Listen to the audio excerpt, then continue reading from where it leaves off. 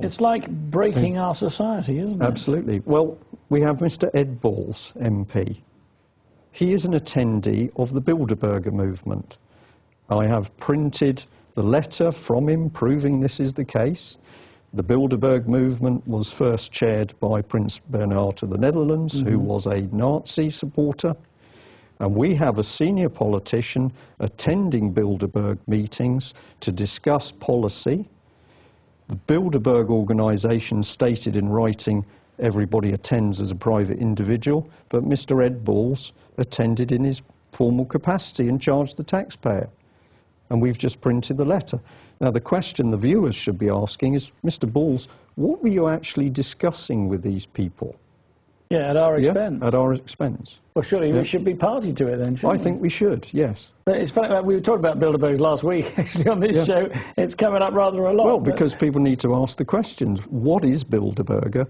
And again, there's an article in the UK column on this. If you bear with me, I can just find it, I hope. ukcolumn.org, if you want to get a copy. If anybody out there still doesn't believe we're telling the truth, if you go to page 12, there's an article called Bilderberg Club of Traitors, and it talks about the fact that when Margaret Thatcher went to the Bilderbergers and she disagreed with their policies towards supranationalism or getting rid of nation states, she was quickly deposed as Prime Minister.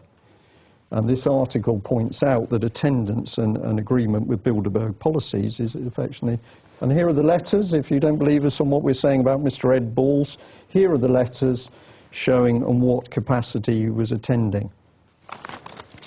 We need to get people motivated, Theo. If we do it and we get the truth is the weapon, we can start to correct our society. But there's something very nasty going at it at the moment. I've got to say, I think that, in terms of the truth, if you always speak the truth, you can never be attacked. You never have to remember what you said last time, do you? That is an absolute But fact. I assure you, I wouldn't ever sit on your couch here in front of the cameras talking unless we'd done our homework. And we always do our homework, and we're always document-based. So, I mean, OK, do you think then that the work that you're doing, the work that other people are doing, is going to make a difference? Or do you think, I mean, because if what you're saying is true, I think it's important to say this, if what you're saying is true, that the powers arraigned against you are so huge and It's not me, they're not rained against me. Well, they're rained against the people who want to do something about it. Yeah, but the numbers of people who want to do something are growing all the time. All the initiatives that we and other groups have put forward, whether it's the Free Men movement or whether it's the British Constitution group, or it's the Lawful Rebellion movement, which we're encouraging people to do, which is to stamp your actions with lawful rebellion. That's peaceful, but we are rebelling. We've had enough. We're saying enough's enough.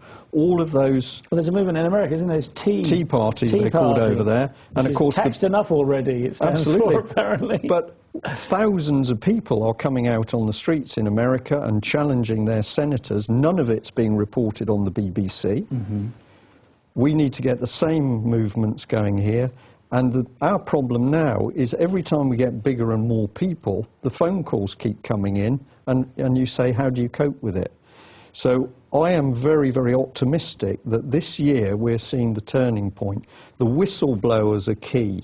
When the phone rings or a little note appears or you're in contact with somebody and they start telling you what's happening inside the police, and the fact that the police are getting very concerned as to how they're being trained and how they're treating the public, you know something's beginning to turn. I'm not just sort of giving you a sort of pat on the head here, but this station has got a very important function, because other TV stations will not deal with this sort of material. No, that's true. But you say things are changing. I see you've got today's papers, or some of them here. Do you want to quickly, we've got only a minute or so left, but, well, you mentioned earlier that a lot of things seem to be all happening at once. I stopped, as you know, top up with petrol on the way up, and I just looked on the forecourt, and the papers, the front pages, I thought were just extraordinary, so I bought several. You've got MI5 in Whitehall and torture cover-up. Well, this is the daily... A picture of 9/11. Yeah, but if we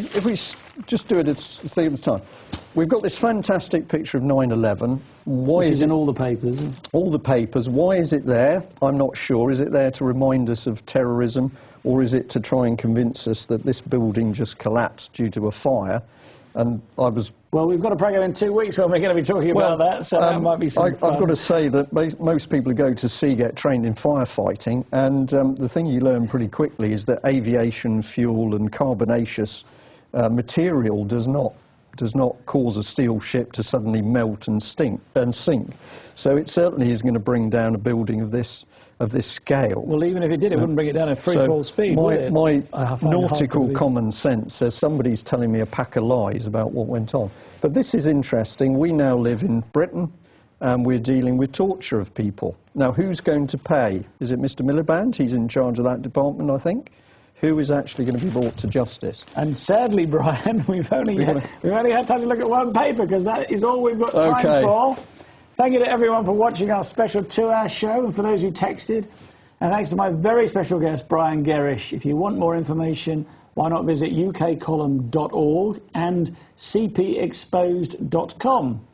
You can see Brian Gerrish speak at the upcoming Alternative View 4 conference in London between the 26th and the 28th of March.